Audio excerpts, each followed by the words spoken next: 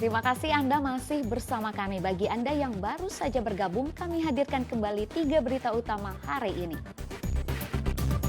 Penyergapan kurir narkoba jaringan Malaysia-Indonesia di perairan Bagan Asahan berlangsung dramatis. Hujan deras disertai angin kencang di Medan mengakibatkan pohon tumbang, seorang pemotor tewas di tempat. Gelaran acara Melayu Serumpun 2024 kembali dipusatkan di Istana Maimun, Medan. Acara ini melibatkan delegasi berbagai negara seperti Malaysia, Singapura, Thailand, Brunei, dan India.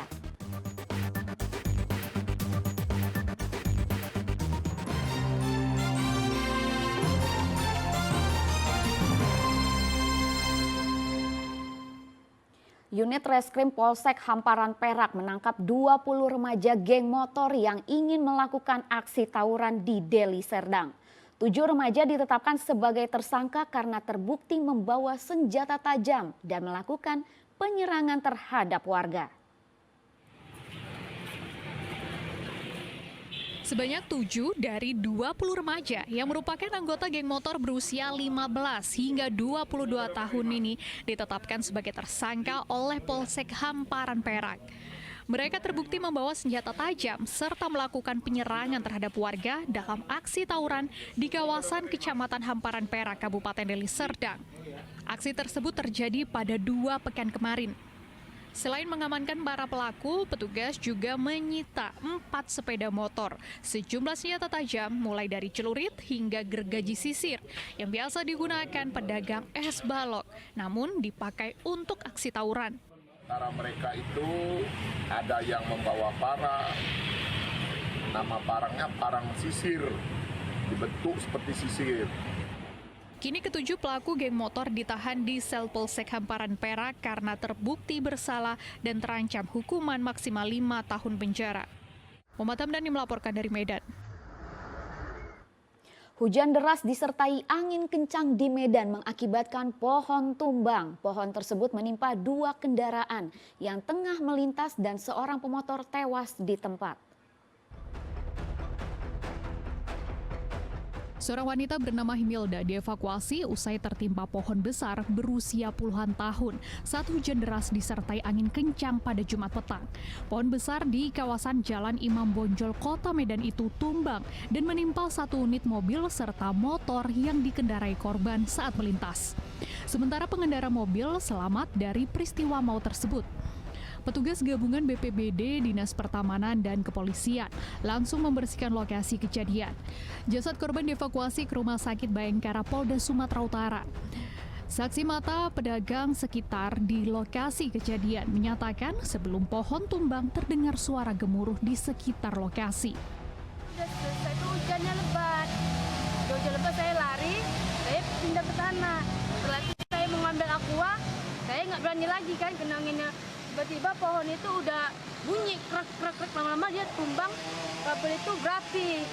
Saya nampak ada mobil lewat, ceritanya saya tidak nampak, cuma mobil aja yang lewat, timpa pohon. Itu aja yang saya nampak, cuman kata bapak-bapak tadi bilang, ada 1 kereta ketimpa katanya. Itulah saya langsung panggil polisi. Pak, pohon tumbang kebetulan mengenai ada pengendara, ada korban 1 ibu. Perempuan ya Pak? Perempuan ya. Saat itu udah dievakuasi ke Rumah Sakit Bayangkara. Usai kejadian, kawasan di sekitar pohon tumbang tersebut telah dibersihkan. Arus lalu lintas berjalan normal. Sementara jasad korban masih berada di ruang jenazah Rumah Sakit Bayangkara Medan sebelum diserahkan kepada pihak keluarga. Tuti Alwi Lubis melaporkan dari Kota Medan.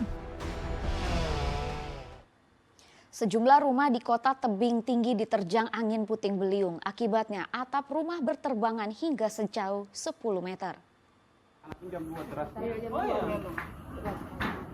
Hujan deras dan angin kencang yang terjadi di Kota Tebing Tinggi Sabtu lalu mengakibatkan 3 rumah di Kecamatan Padang Hilir, Kota Tebing Tinggi mengalami kerusakan. Berdasarkan data sementara dari pihak kecamatan, rumah paling parah kerusakannya berada di lingkungan 3 Kelurahan Tambangan, Kecamatan Padang Hilir. Menurut korban, kejadian berlangsung pada Jumat dini hari kemarin saat terjadi hujan deras disertai angin kencang. Beserta dengan angin, Pak. Nah, terus? Setelah saat angin itu lah ini runtuh. Posisi orang adik di mana? Posisi kami tidur di sini, Pak. Oh, di apa berarti nggak ada yang luka? Nggak ada. Alhamdulillah nggak ada. Oh, kondisi rumah macam mana? Nah, seperti ini lah. Hancur semua. Sementara Kapolsek Padang Hilir membenarkan kejadian tersebut, namun petugas hingga saat ini tidak menemukan korban tewas dan luka-luka. Sampai saat ini tidak ada korban jiwa, namun rumah saudari kita Dina Buru Saragi mengalami rusak, sengnya terbang dan juga telah merusak di sebelahnya. Namun sampai saat ini tidak ada luka dan korban jiwa, hanya kerusakan material. Selain rumah, ladang milik korban bencana juga bertumbangan. Kerugian seluruhnya ditaksir hingga ratusan juta rupiah. Muhammad Hamdani melaporkan dari Tebing Tinggi. Untuk membangun desa masing-masing, ratusan kepala desa se-Kabupaten Mandailing Natal berkumpul. Organisasi kepala desa ini diharapkan mampu memperjuangkan hak-hak dan kepentingan masyarakat desa.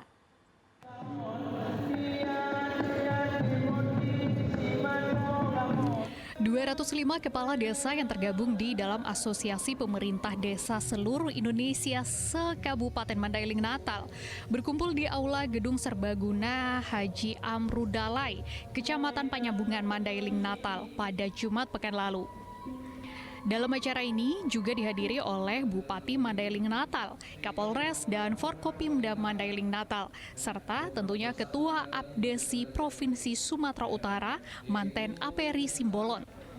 Kegiatan ini bertujuan untuk melantik kepengurusan Asosiasi Pemerintah Desa Seluruh Indonesia di Kabupaten Mandailing Natal dan silaturahmi antar anggota.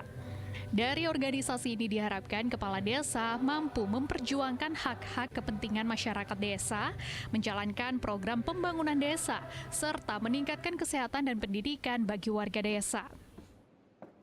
Harapannya untuk kepengurusan, mari bergandeng tangan bersama-sama dalam satu semangat untuk bagaimana merangkul rekan juang dimanapun berada di Mandailing Natal ini, agar nantinya segala sesuatunya yang kecil maupun yang besar bisa kita koordinasi, bisa kita atasi sehingga nantinya kita pun. Silaturahmi kepala desa se-Mandailing Natal sekaligus juga pelantikan masa bakti 2024-2029. Berarti ada berapa anggota yang dilantik pada hari ini, Bang?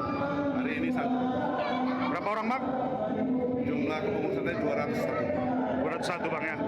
Jadi unit abdesi ini didirikan untuk apa ini, Bang? sebagai wadah untuk berkonsultasi untuk kepala desa, yaitu dalam mendukung pembangunan pemerintahan di wilayah kabupaten masing-masing. Apdesi sendiri merupakan organisasi kepala desa yang sudah berdiri di seluruh Indonesia. Organisasi ini bekerja sama dengan pemerintah untuk mensejahterakan masyarakat desa. Yana Asmara melaporkan dari Kabupaten Mandailing Natal. Gelaran acara Melayu Serumpun 2024 kembali dipusatkan di Istana Maimun, Medan. Event ini tengah digelar 7 kali berturut-turut, melibatkan delegasi negara sahabat, Malaysia, Singapura, Thailand, Brunei, dan India. Jalan ya, sambil jalan ya. Menteri Pariwisata dan Ekonomi Kreatif Republik Indonesia Sandiaga Salahuddin Uno Rabu malam membuka gelar Melayu Serumpun ke-7 di depan Istana Maimun. Didampingi oleh Wali Kota Medan Bobi Nasution, PJ Gubernur Sumatera Utara Hasanuddin, dan Sultan Delhi Mahmud Arya Lamanjiji. Mereka kompak mengenakan pakaian adat Melayu Teluk Belanga. Dalam pidatonya, Sandiaga Uno menyampaikan apresiasi atas diselenggaranya Gelar Melayu Serumpun ke-7 dan Istana Maimun Kesultanan Melayu Delhi kembali terpilih sebagai pusat pelaksanaannya. Gelar Melayu Serumpun masuk dalam karisma event Nusantara 2024. Event budaya ini diharapkan dapat menjadi penggerak ekonomi pariwisata dan UMKM di Medan. Udah. Gemes. Ini berasa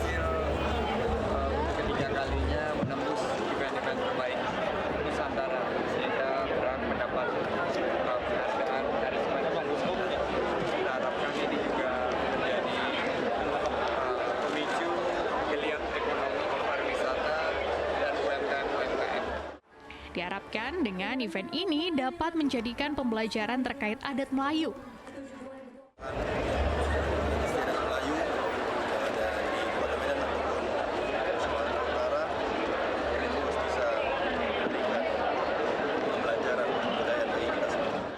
Kegiatan yang digelar selama 4 hari ini akan menampilkan sejumlah penampilan dari negara-negara sahabat, mulai dari tarian, musik, serta pagelaran busana khas Melayu.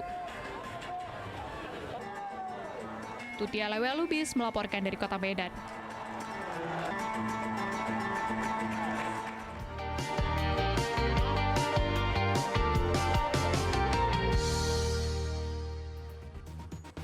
Informasi tersebut mengakhiri berita Medan hari ini. Saya Rizka Dior mewakili semua kru yang bertugas. Berterima kasih atas perhatian dan kebersamaan Anda. Selamat beraktivitas dan sampai jumpa.